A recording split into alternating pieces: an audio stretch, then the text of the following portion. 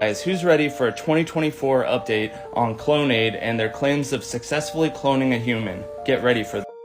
Alright, let's do a little recap first though. Back in 2002, a cult called Verlailian and a lady named Bridget Bossarelli, right here, and her business that she started called Clonaid made claims that they supposedly had cloned a baby girl named Eve. Well, that's the name they gave her. It was only 3 days later that Bridget and Clonaid came forward and said that they actually had successfully cloned 2 more people who were born as babies, obviously. Immediately, the scientific community denied the claims and asked for proof. The United States government gave Bridget Bossarelli and Clonaid a deadline to show proof for the successful cloning. But one problem, the children were born in a different country than the United States. And well, when Bridget found out they were coming for her, she shut down her company and went into total hiding, changing her name even.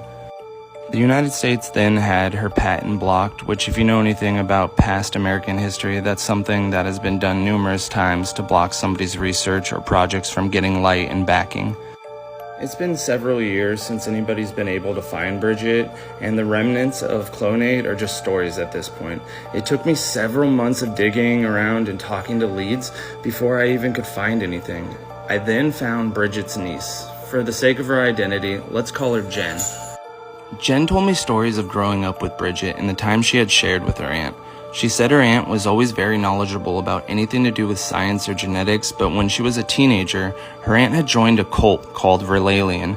They were obsessed with bringing their alien leader back to Earth. Bridget had donated all the family's life savings to this cult and had also given up the rights to her cloning projects to them. Verlailian's hope for cloning was to clone and bring back their leader. Kinda weird, I know. Jen had told me when the government had gave Bridget a deadline to show proof of her work, the head of the religious cult told her to shut down her business and then to go into hiding, also change her name. Jen said that Verlailian religious cult had ruined her family, and well, they also ruined Bridget.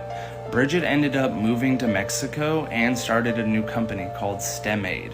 I actually found her through Jen and looked her up, and guess what? She changed her name, just like Jen said. She now goes by the name Dr. Bridget Hanley.